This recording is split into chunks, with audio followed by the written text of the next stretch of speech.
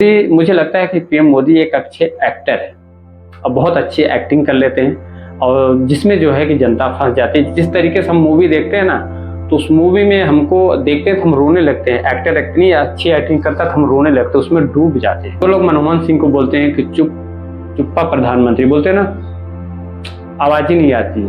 ऐसा प्रधानमंत्री चुप्पा कोई बोलता ही नहीं। किसी तरीके का हिंदू मुसलमान है, पहली बात तो हिंदू मुसलमान पे पॉलिटिक्स होनी नहीं चाहिए। और आज का हमारा चुनाव आयोग ऐसा है, नियम में तो है, कागज में तो है कि ये चीज़ें बैन है, इस पे कार्रवाई होगी, लेकिन होता कुछ नहीं। दोस्तों, हमें शुरू से ही, बचपन से ही बताया जाता है कि बड़े लोगों की बातों का आदर करना है, उनकी बातों को सुनना है, उनसे सीखना है और जीवन में आगे बढ़ना है।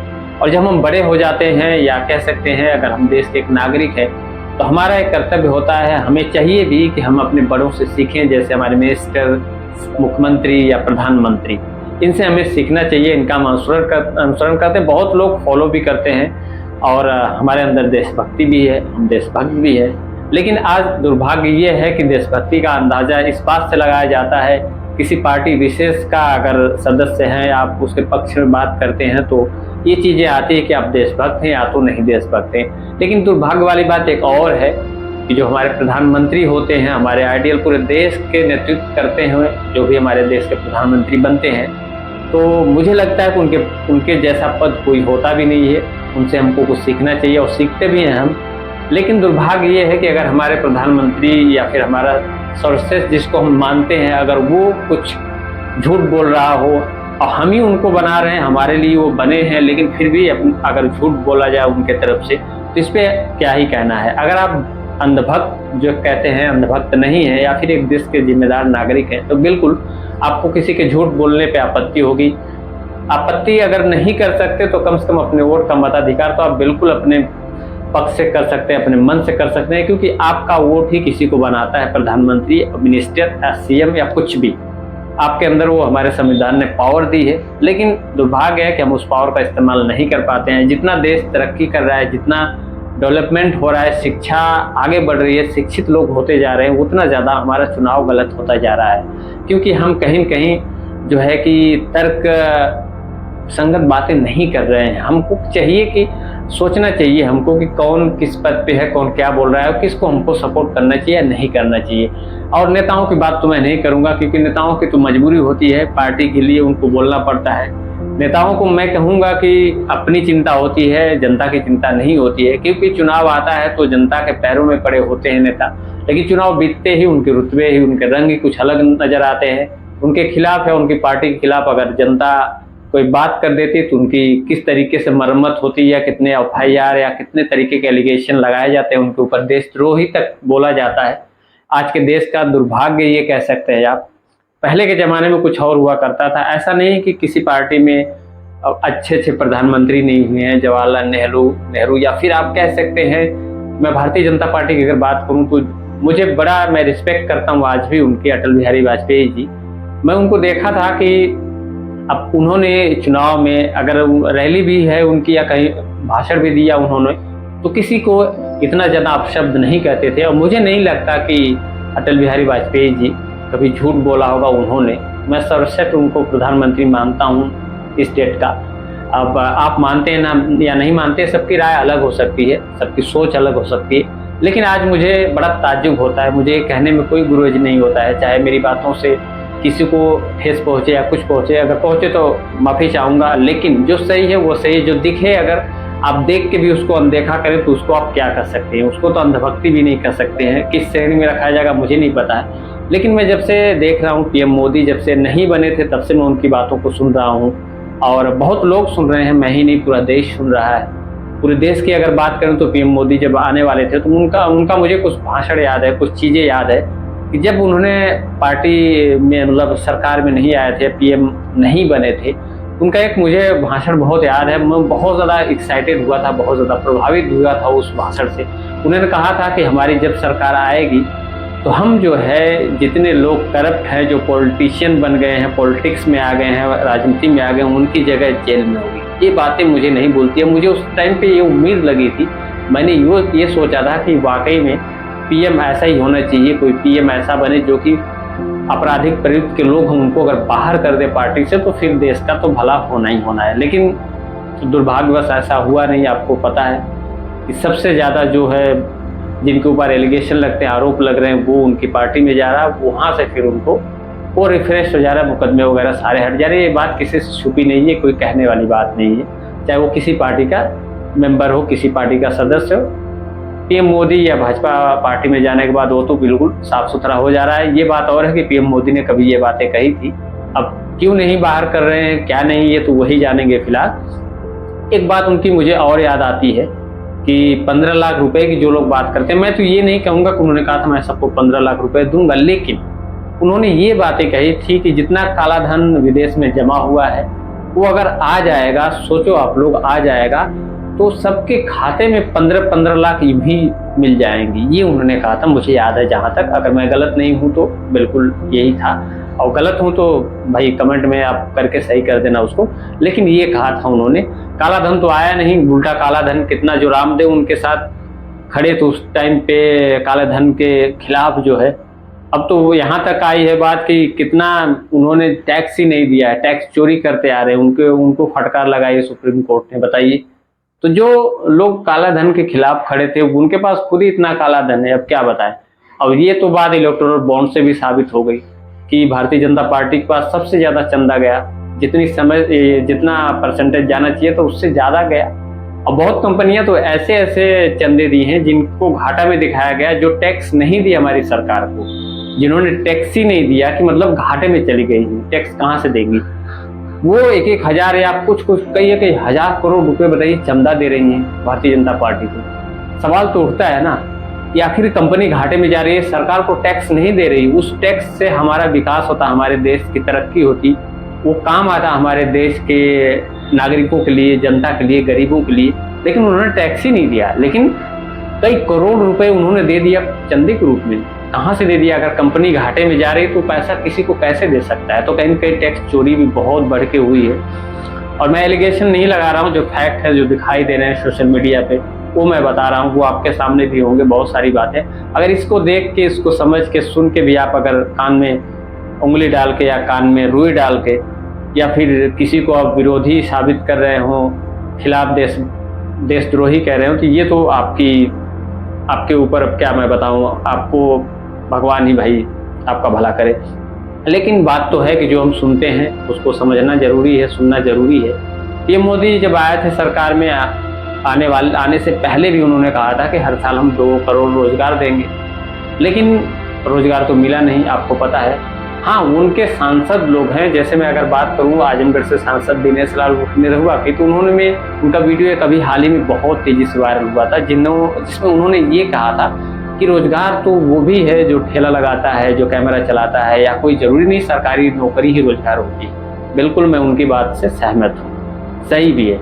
लेकिन एक सवाल है सांसद जी से मेरा, अगर सांसद जी तक एक वीडियो पहुंचे तो मेरा एक सवाल है कि क्या 2014 के बाद, या जब से भारतीय जनता पार्टी की सरकार बनी है तभी से ठेला लग रहा है, या उसके पहले जब किसी की सरकार थी तो ठेला नहीं लगता था, तब रोजगार लोग नहीं करते थे?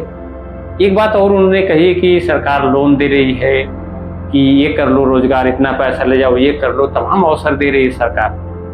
महोदय जी, आपको शायद पता नहीं है, क्योंकि आप वोट लेने के लिए सब बात करते हो ना। जमीन पे आपको पता नहीं है कि लोन लेने के लिए कितनी ज्यादा पापड़ बेलने पड़ते हैं। जिसको लोन की जरूरत होती है ना, उसको नहीं मिलता है, ये शायद आपको पता ही नहीं होगा। और पता भी होगा तो आपको जरूरत इससे है नहीं, आपको सिर्फ वोट लेना है कि नहीं?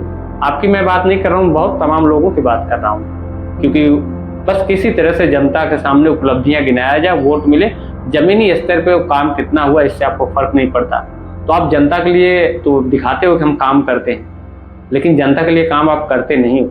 इसलिए नहीं करते हो क्योंकि आपको अपनी कुर्सी बचानी होती है, क्योंकि इसीलिए आप जानते हो, सुन रहे हो प्रधानमंत्री बोल रहे हैं, मंगलसूत्र पे बोल रहे हैं, धार्मिकता ला रहे हैं, धर्म और मुसलमान, हिंदू मुसलमान खुद हमारे पीएम कर रहे हैं, लेकिन फिर भी आप जानते हो, पढ़े लिखे हो, लेकिन नहीं बोल सकते क्योंकि पार्टी में हो, पार्टी से बाहर कर दिए जाओगे, है कि नहीं?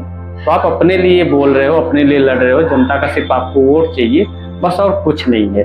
ये सारी चीजें। और दूसरी बात, जो रही बात रोजगार के लोन की, तो ये होता है, बैंकों का ये सिस्टम है कि गरीब की चप्पल भी घिस जाती है लेकिन उसको लोन नहीं मिलता। जिनका बैंक बैलेंस बहुत अच्छा है, जिनके पास काफ़ी ज़्यादा जो है पैसा है, उन्हीं को एक तरह से कह सकते हैं आप लोन प्रोवाइड होता है।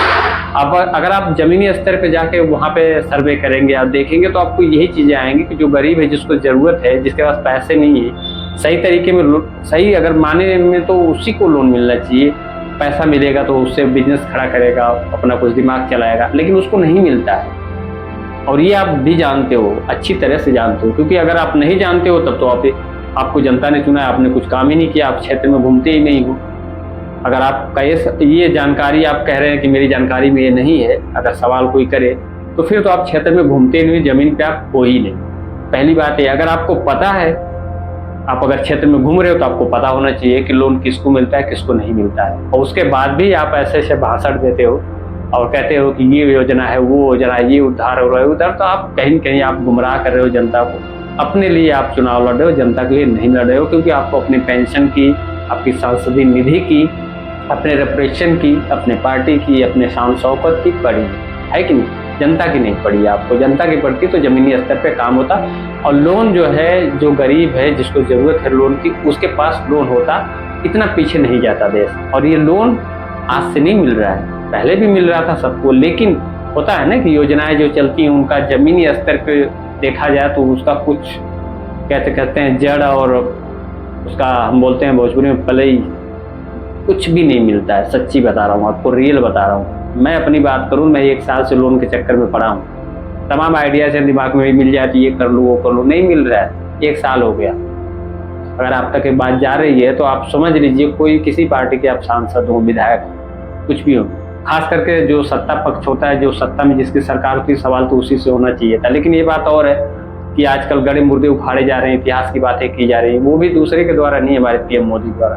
मंगलसूत्र की बात की जा रही है। हालांकि कांग्रेस के मैनिफेस्टो में ऐसा कुछ भी नहीं है कि किसी को बांटने की राजनीति नहीं है, साथ लेके चलने की बात है। आप भी कहते हो सबका साथ सबका विकास ना। मैं आपसे सवाल करता हूँ, आप पीएम मोदी हो या फिर उनके पार्टी हो, कोई भी है सत्ता में, आप रूलिंग पार्टी है ना, तो आपसे मेरा एक सवाल है। आप कहते हो सबका साथ सबका विकास, लेकिन भाई पीएम मोदी तो साफ तौर पे कह रहे हो कि मुसलमान, हिंदू मुसलमान डिवाइड तो कर रहे हैं ना। यहाँ सबका साथ सबका विकास कहाँ चला गया चुनाव में? अब बताइए। क्योंकि इसलिए है कि ये सारे जुमले थे ना, जुमले थे। अगर आप सच में बता रहा हूँ, देशभक्त आप हैं और भारतीय जनता पार्टी या पीएम मोदी के सपोर्टर हैं, तो मुझे इतना बता दीजिए। सिर्फ 2-3 सवाल मेरे हैं आपसे। मैं ये पूछना चाहता हूँ कि 15 लाख रुपए की बात सही है गलत? 2 लाख रोजगार, 2 करोड़ हर साल रोजगार की बात गलत है या सही? तमाम अपराधियों को पार्टी से बाहर निकालेंगे, सही है गलत? परिवारवाद पे जो बात करते हैं, परिवारवाद की राजनीति पे, तो आपकी ये भारतीय जनता पार्टी सिर्फ अकेले लड़ रही है या कई परिवारवादी दलों को लेकर साथ में चल रही है या नहीं चल रही?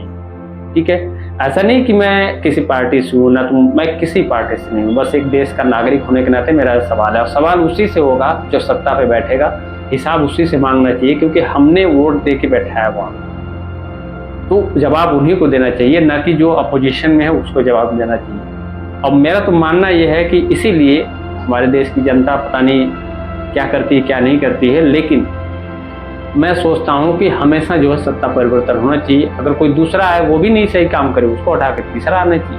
तो सत्ता परिवर्तन होना चाहिए, और परिवर्तन होता है तभी विकास होता है, जनता का मुझे लगता है भला होता है। फिलहाल आप लोगों से जो सवाल है, आप लोग उसका सही से जवाब मुझे लगता है नहीं देंगे, कोई नहीं देता है। सिर्फ एक चुनावी जुमला होता है, चुनाव की राजनीति होती है, अपनी कुर्सी सबको बचानी है, जनता के लिए किसी को नहीं काम करना है। नहीं तो जमीनी स्तर पे जितनी योजनाएं आती हैं, अगर सही तरीके से उनका लोकार्पण हो या सही जमीनी स्तर पे अगर वो काम करें, और आप लोग जो भी हैं सांसद, विधायक, जो भी आप सरकार के प्रतिनिधि हैं, अगर सही तरीके से आप क्षेत्र में जाएं, उनकी जन समस्याओं को सुने, तो मुझे नहीं लगता इतना टाइम लगेगा। देश में बहुत सारी चीज़ें हैं, बहुत सारी अच्छी योजनाएं हैं, पहले सरकार ने भी की थी, आज की सरकार भी कर रही है, लेकिन वो ज़मीनी स्तर पर कुछ उनका दिखाई नहीं देता है। जिनको मिलनी चाहिए वो सुविधाएं उनको वाकई में मिलती नहीं।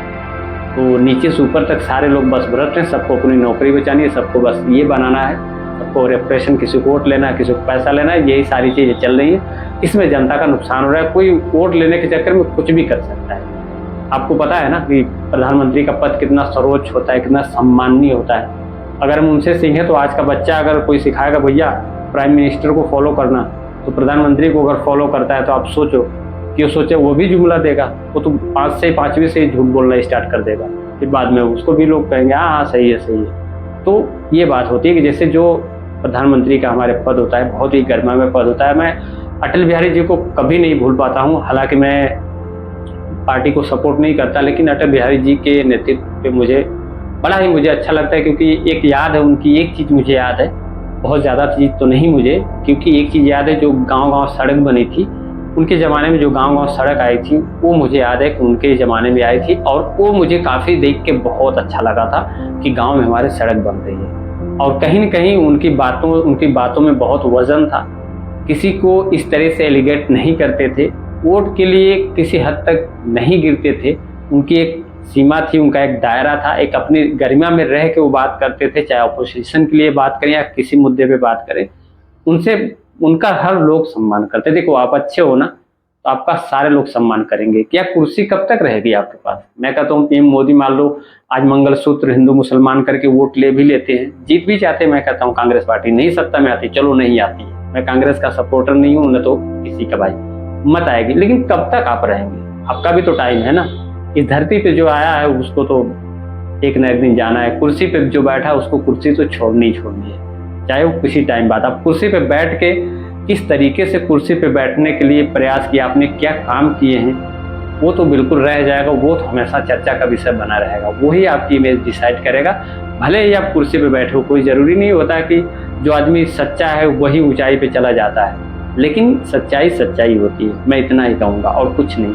झूठ बोल के वोट लेके सरकार बन सकती है, ऐसा नहीं बन सकती, लेकिन कब तक, उसका भी एक टाइम होता है। तो अपने आप से भी कुछ सवाल सबको करने चाहिए, मैं अगर वोट दे रहा हूँ तो किस चीज़ पे वोट दे रहा हूँ, जो सामने वाला जिसको मैं देख के वोट दे रहा हूँ कितना सच बोलता है, कितना झूठ बोलता है, कितना लोगों के लिए भला करता है या मेरे लिए। कुछ लोग तो ऐसे कहते हैं कि भाई 1000 पेट्रोल हो जाएगा तब भी हम वोट उन्हीं को देंगे, 2000 हो जाएगा तब, अब उनके लिए हम क्या कर सकते हैं। जमाना की पढ़ाई लिखाई इसलिए होती है कि लोग समझदार हों, लेकिन पढ़ने लिखने के बाद और भी पीछे जा रहे हैं, तो अब इसके लिए कोई क्या कर सकता है भाई। अब एक मशीन बनते जा रहे हैं इंसान लोग, तो अब उसके लिए क्या कर सकते हैं। भगवान ने तो बनाया आपको इंसान, नहीं तो जानवर नहीं बना देता, वो किसी का खेत चर सकते हैं, कुछ भी कर सकते हैं, कोई फर्क नहीं पड़ता। तो कुछ लोग तो जानवरों से बड़ी बातें कर देते हैं, अब उनके लिए मैं क्या कहूँ। फिलहाल इंसान बनाया भगवान ने, तो माइंड दिया, दिमाग दिया, उसी दिमाग उसी जुबान की वजह से झूठ बोल के वोट लिया जाता है, जनता को भरमाया जाता है, उल्लू बनाया जाता है, और जनता उस झांसे में फंस जाती है, वोट कर देती है। किसके लिए? अपने पैर पे कुल्हाड़ी मारती है, भला तो होता ही नहीं, बस झूठे वादे में वोट लेके चले जाते हैं लोग, फिर तो पूछो ही मत आप। तो जनता का नहीं भला होता है। और रही बात पीएम मोदी पद की, तो एक गरिमामय पद है, मुझे लगता है कि पार्टी के और भी लोग हैं, कुछ अगर बोल रहे हैं कोई किसी तरीके का हिंदू मुसलमान, या पहली बात तो हिंदू मुसलमान पे पॉलिटिक्स होनी नहीं चाहिए। और आज का हमारा चुनाव आयोग ऐसा है, नियम में तो है, कागज में तो है कि ये चीज़ें बैन है, इस पर कार्रवाई होगी, लेकिन होता कुछ नहीं है। देख रहे हैं आप लोग, हो कुछ नहीं रहा है, तमाम तरीके से खुलेआम भाषण दिए जा रहे हैं, सांप्रदायिकता फैलाई जा रही है, लेकिन कुछ भी नहीं हो रहा है, क्योंकि भाई रूलिंग पार्टी द्वारा फैलाई जा रही है, पीएम मोदी द्वारा फैलाई जा रही है, तो उनको भी खुद सोचना चाहिए। अब एक मुझे इंटरव्यू याद आ गया पीएम मोदी का। पीएम मोदी, मुझे लगता है कि पीएम मोदी एक अच्छे एक्टर है और बहुत अच्छी एक्टिंग कर लेते हैं, और जिसमें जो है कि जनता फंस जाती है। जिस तरीके से हम मूवी देखते हैं ना, तो उस मूवी में हमको देखते हैं तो हम रोने लगते हैं, एक्टर इतनी अच्छी एक्टिंग करता है तो हम रोने लगते हैं, उसमें डूब जाते हैं, चाहे वो किसी हीरो की अब बात कर लें। तभी तो अक्षय कुमार की एक बात हुई थी, इंटरव्यू कह सकते हैं आप या फिर नॉर्मल बात, क्योंकि वो मीडिया तो है नहीं, तो मैं उन पर ज़्यादा आरोप नहीं लगाऊंगा, उनसे सवाल नहीं करूंगा, उनको क्या सवाल करने चाहिए नहीं करने चाहिए। एक मुलाकात थी पीएम मोदी से उनकी, तो उन्होंने उसमें पूछ दिया था कि आम चूस कर खाते हैं या फिर काट कर खाते हैं, इस पर बड़ी कंट्रोवर्सी हुई थी, पता है आपको। लेकिन मुझे लगता है कि उनकी जो खिंचाई कर रहे थे अक्षय कुमार की, मुझे लगता है वो सही नहीं है, क्योंकि भाई वो एक्टर है, वो किसी से मुलाकात करने के, वो मीडिया तो है नहीं, काम तो मीडिया का है ना। और हमारे प्रधानमंत्री मीडिया को जवाब ही नहीं देते, देंगे भी कैसे। एक पहले प्रधानमंत्री होंगे जिन्होंने प्रेस कॉन्फ्रेंस नहीं की इन 10 सालों में, अब एक दो प्रेस कॉन्फ्रेंस की, वो भी इस तरीके से जैसे रिश्तेदारी में कोई आया है उस तरीके से बातचीत हो रही है, कोई सवाल नहीं, कोई मुद्दे पे बात नहीं है, तो उस प्रेस कॉन्फ्रेंस का कोई मतलब नहीं हो। तो दिखाने के लिए फिलहाल 10 सालों में कोई प्रेस कॉन्फ्रेंस नहीं की गई थी इनके द्वारा।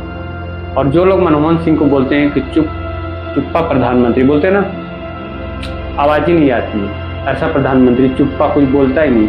अरे कम से कम इतना तो अच्छा था ना, किसी के द्वेष नहीं फैला रहे थे, कोई जातिगत राजनीति नहीं कर रहे थे, धर्म के आधार पर नहीं बांट रहे थे, मंगलसूत्र नहीं बिचवा रहे थे, झूठे आरोप तो किसी पे नहीं लगाए उन्होंने ना। इस मामले में मुझे लगता है कि बहुत ही अच्छे, सच्ची बता रहा हूँ आपको। और ये तो हमारे प्रधानमंत्री भैया महान भैया, प्रभु भी देखते होंगे तो सोचते होंगे इनके बारे में। अब खुद भी पीएम मोदी अपने बारे में सोचते होंगे तो कभी कभी लगता तो होगा कि काफ़ी ज़्यादा मैं झूठ बोल लेता हूँ, है कि नहीं।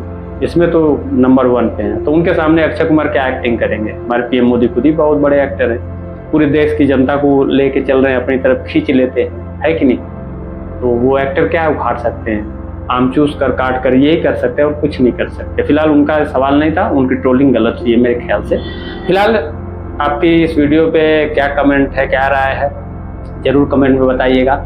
और अगर मेरी बात बुरी लगी हो तो अपने दिल से सोचिएगा, पूछिएगा कि सच में हमारा जो सर्वे सर्वा है, जो सीनियर है, उसका हमें अनुसरण किन बातों पे करना चाहिए। वो बड़ा है इसलिए करना चाहिए, हम उसके भक्त हैं इसलिए करना चाहिए, या फिर वो क्या बोल रहा है, सही बोल रहा है, गलत बोल रहा है, इस आधार पर हमको जज करना चाहिए। हमें हमारे पास पावर है, हमें संविधान ने पावर दी है, किसी को हटा सकते हैं, किसी को बिठा सकते हैं, चाहे वो कोई भी हो। और सीट तो, कुर्सी तो सबको छोड़नी है, चाहे कोई भी हो, है कि नहीं। बदलना तो होगा ही, चाहे कुछ टाइम बाद ही। तो चलिए मिलते हैं नेक्स्ट वीडियो में। वीडियो अच्छी लगी तो लाइक कर दीजिएगा, चैनल को सब्सक्राइब करके सपोर्ट कर दीजिएगा। जय हिंद।